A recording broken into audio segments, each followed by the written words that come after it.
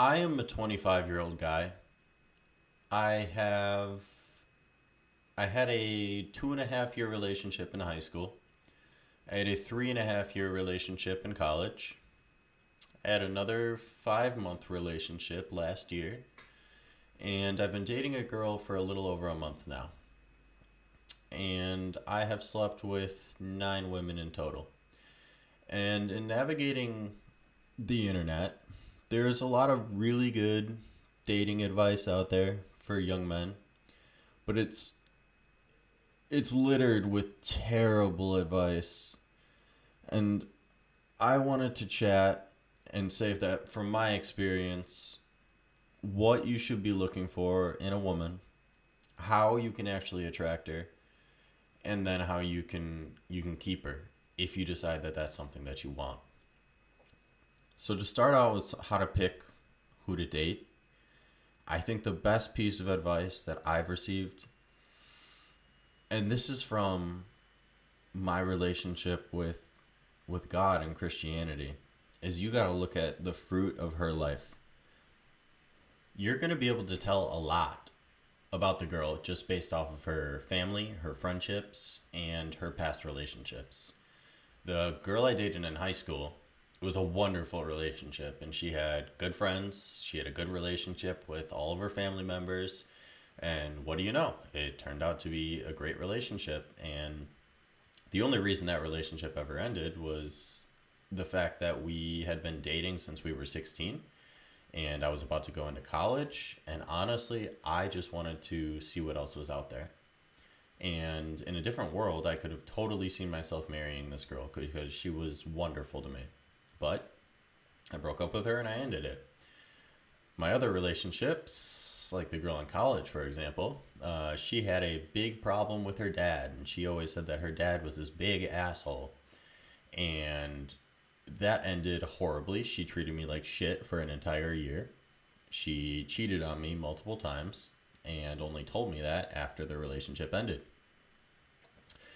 The girl last month, the 5 month girl, also had a bad relationship with her dad, and she also had very, very few friends. And she was a fine person, but she got really, really clingy, and I don't think it was going to work out long term, so I also ended up breaking up with her.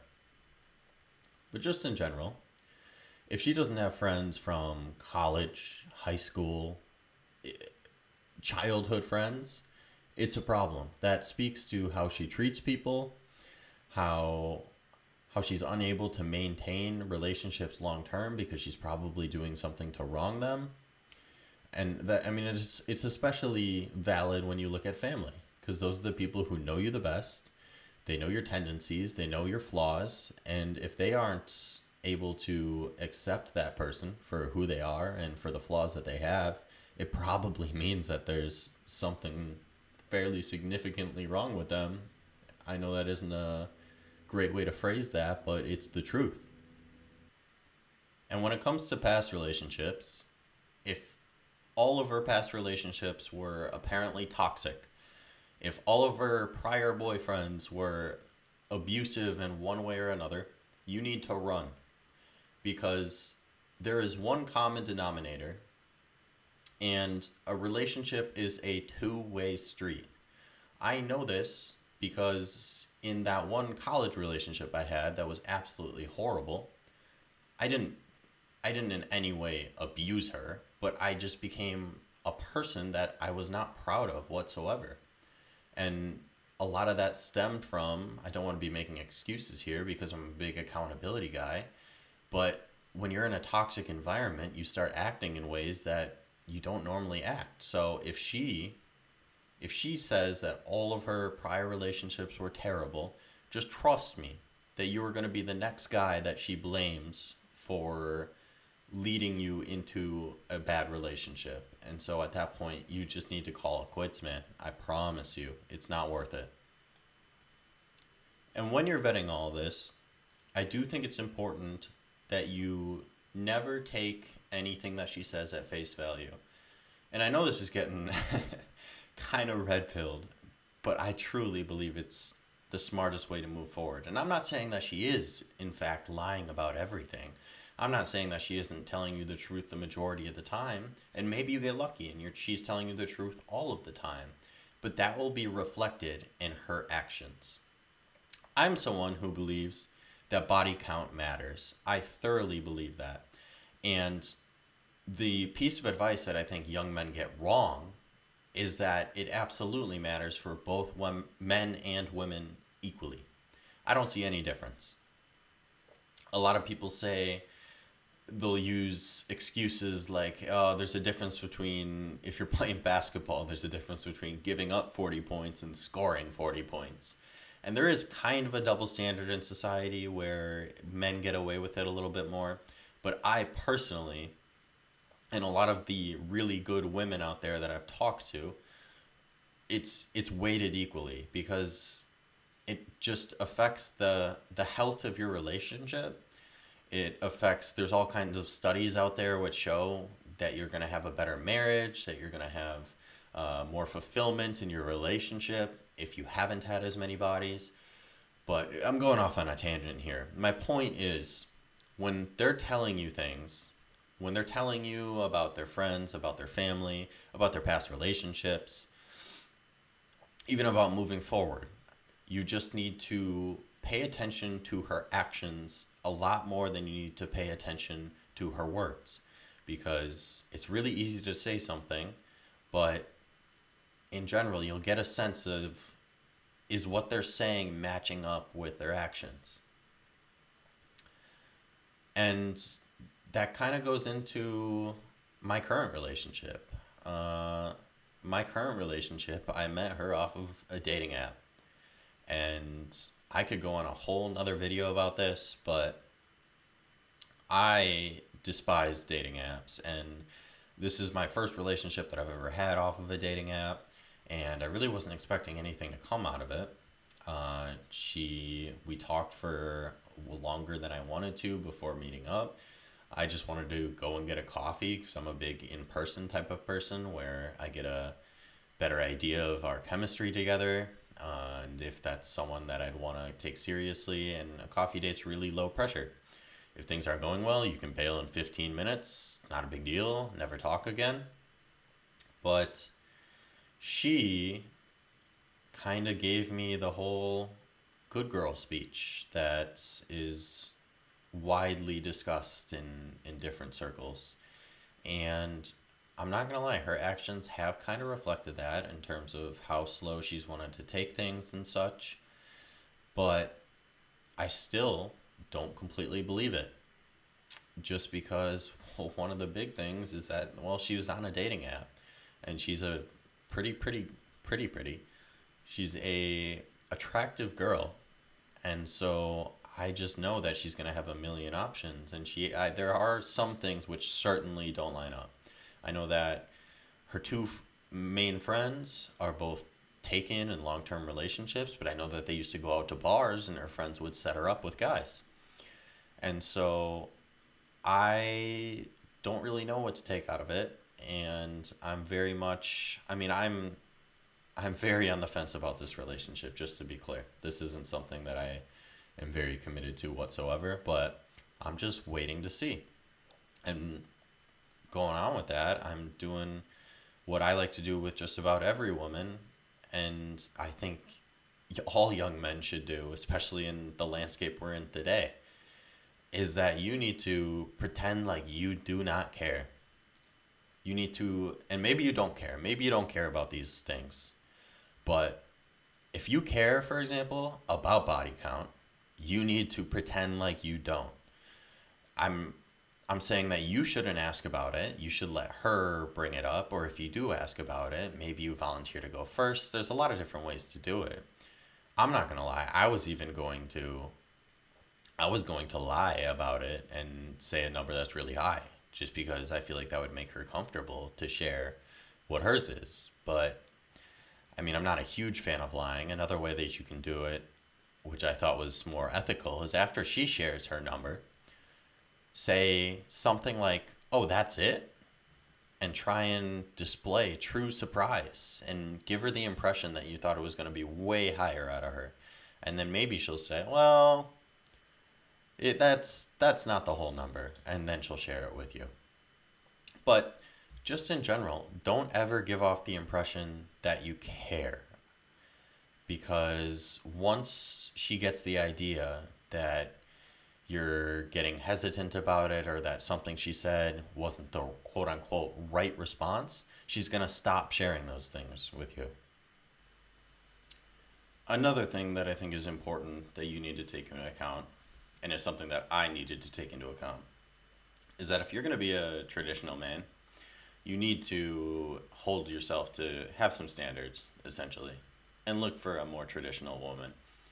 Because nowadays, that's something that you're going to run into a lot when you're dating, is that women, just about all women, want a traditional man.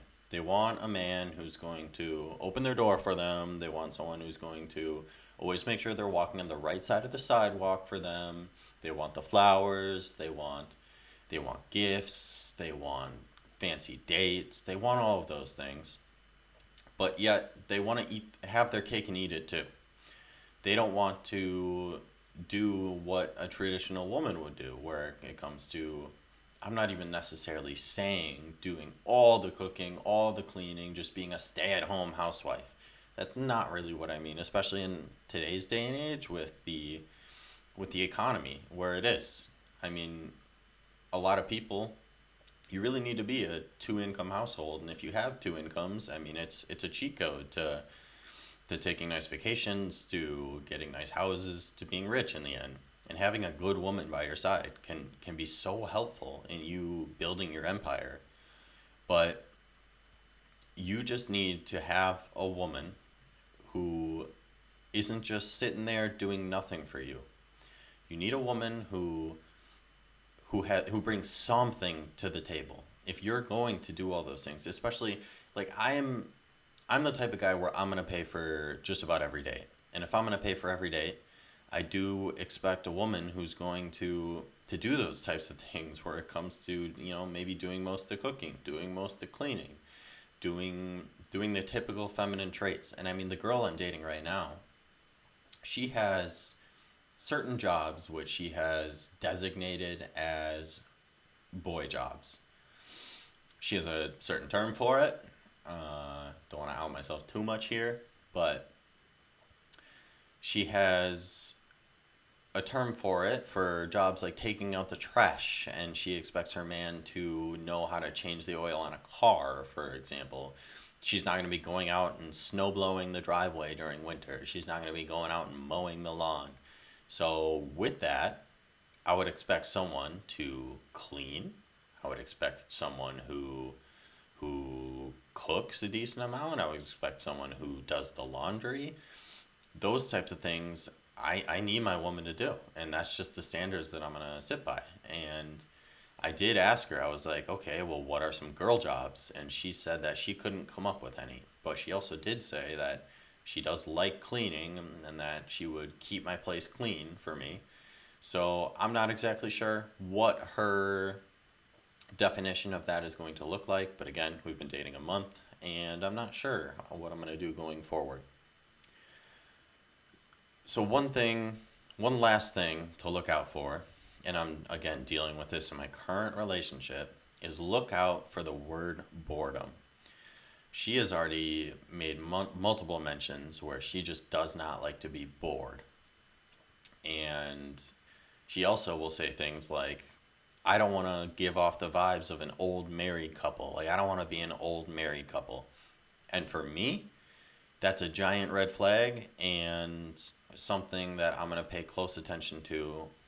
And I'm probably not going to do a whole lot about it other than make the normal decisions that I'm going to make and let her decide what she wants to do. Because a lot of life, especially as a young person, a young man in particular, like I said earlier, you're trying to build your empire. You're trying to build your kingdom. You're trying to make sacrifices for yourself in the future. I mean, if you're not, as a young person, trying to scrounge up as much money as you can in order to invest, you're doing yourself a giant disservice, because these are the best years of your life for compound interest. And any money you put away, if you're putting away money in your 20s, a dollar now that you put into just an ETF, an S&P ETF, is going to turn into $32 at your retirement. So if you're actually trying to do great things with your life, if you're trying to build long-term skills, a lot of life is going to be quote unquote boring. But that's what the relationship is supposed to be. It's supposed to bring excitement into those boring, dull, mundane tasks. It's supposed to make waking up, going to your job better. It's supposed to, when you go to the gym afterwards, it's supposed to be better. When you're cooking dinner at home instead of going out to eat, it's supposed to make that better. When you're doing the chores that you know you need to do, those cooking, cleaning, laundry tasks, it's supposed to make that better. And so if you're truly trying to put yourself in the best position you can be, you can't sacrifice those things, and you just need to continue to move forward in acknowledging that life is not always super exciting. So then, okay, let's say you vetted a woman and now you're wondering how to keep her or what you should do while you're in a relationship. I have had problems with this in the past, particularly with that college girlfriend. I would sacrifice everything, and part of it was not my fault. She had me cut off a lot of people. I lost a lot of friends during my time with her, and now I've learned that I'll never do that again. I'll never make any sacrifices for a woman again. But one piece of advice in red pill circles, which is wonderful advice, is that they'll say, how would you attract a butterfly? And if your answer to that is you're going to go out with a net, you're going to run around, it's a terrible idea. What you do is you build a beautiful garden, and then the butterflies will come to you, and you just sit there, and the butterflies will notice how beautiful your garden is, and they'll come to you. And that's the perfect analogy to life. If you build a life that's enticing, that you show that you have a lot of promise, and I'm not even talking just about financially, I'm just talking about the type of person that you have, and it should be how many friends you have, all the different things that you bring to the table. Butterflies will come, I promise you. If you sit there and you're dedicated with long-term goals, you go hit the gym, girls will come. And the problem I had is that I tracked a butterfly, and then I'd sit there staring at the butterfly and trying to make sure that butterfly was okay. I would, if that butterfly seemed, maybe it had quote unquote a wing clipped or something like that, and I would try to build it another wing, that way it could fly. But all you need to do is continue tending to your garden.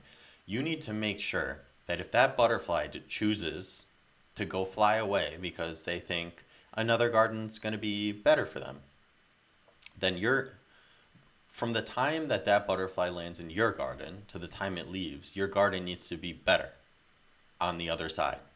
It has to be. So you have to continue to do the things which led to you having this beautiful garden, and you need to continue improving during your time in that relationship. And you will never regret doing that. I promise you. The time you spend in the gym, the time you spend working on long-term goals, it's only going to benefit you.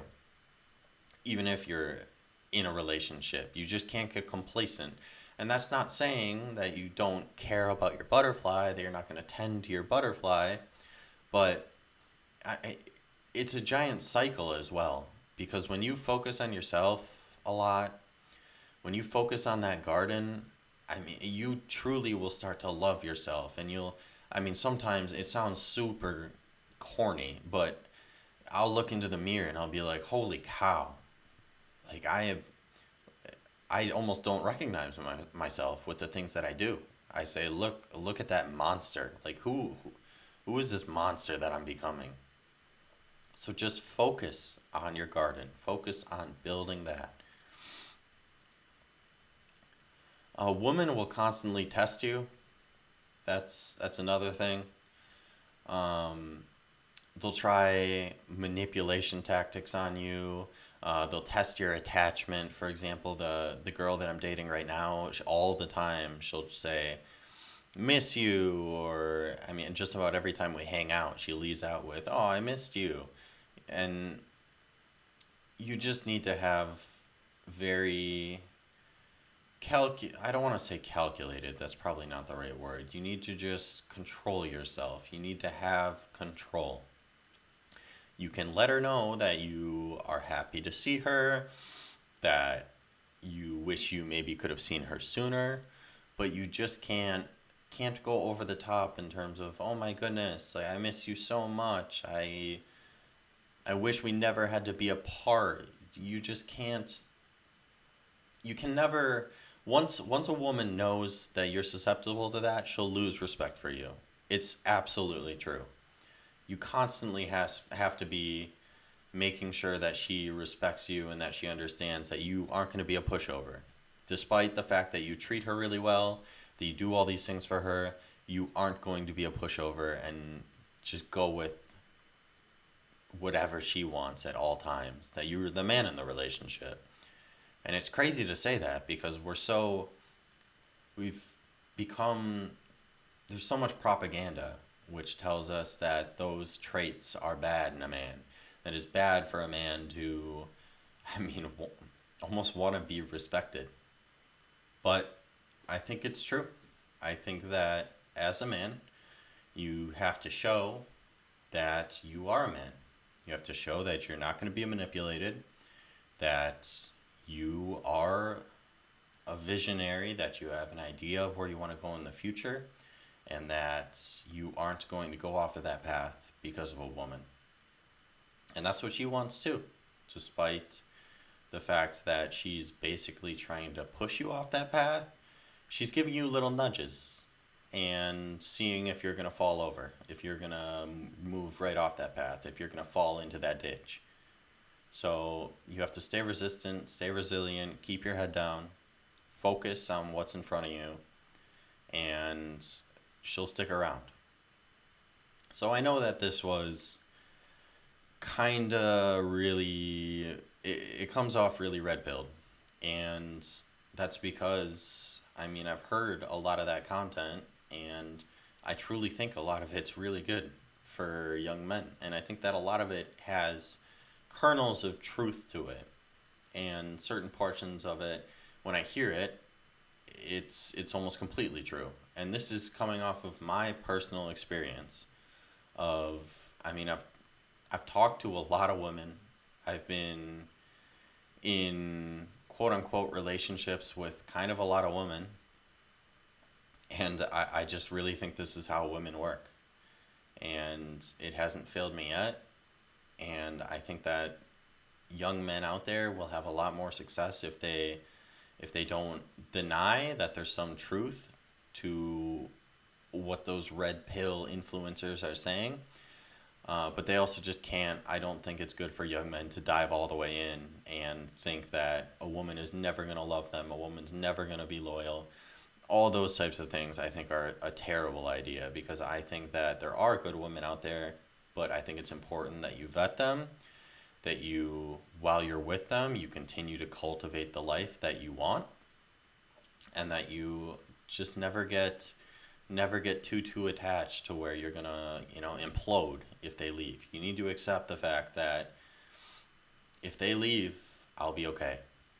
So thank you all for listening. I'm definitely going to do more videos like this in the future. I'd really appreciate if you'd hit the like button, the subscribe button. These videos will continue to get better too, as I just figure things out. Never done this before, but thank you very much, and have a wonderful rest of your day.